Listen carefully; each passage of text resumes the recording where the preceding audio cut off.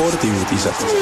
Raadiokaja spordiuudistega eetris Oleg ja Igor Sumost. Eesti sumomoodle Baruto alistas aasta esimese suurturnil Hatsubasho 5. võistluspäeval tehnikaga Yorikiri Toshinoshini.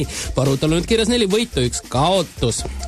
FC Barcelona ja Hispaania jalgpallikoondise kaitsja Gerard Piqué lükkas ümber kuuldused, et just tema on Kolumbia kuulsa lauljanna Shakira uus kallim. Korvpallist. Korvpalli Balti liigas sai TTÜ Kalev väärt võiduga, koduväljakul alistati lisaajal 83-81-ga rootslaste Norrköping Dolphins. Kalevil on nüüd Balti liigas kirjas 4 võitu, 10 kaotus, sellega ollakse tabelil 10. kohal. Rumeenia Playboy modell Bianca Dragusanu lõpetas suhte jalgpallikoondislase Adrian Cristeaga, sest too ei nõustunud kolima Cluist Bukaresti. Kui ta ütles, et armastab mind, siis tuleb seda tõestada ka tegudega.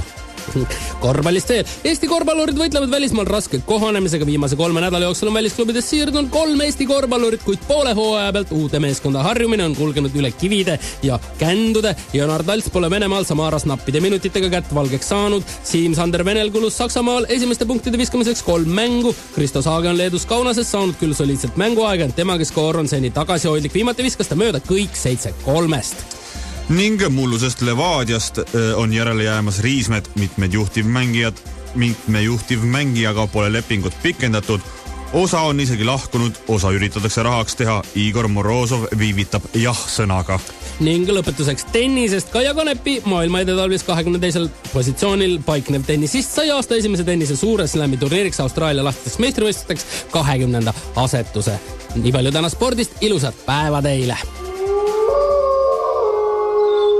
See on Raadio 2.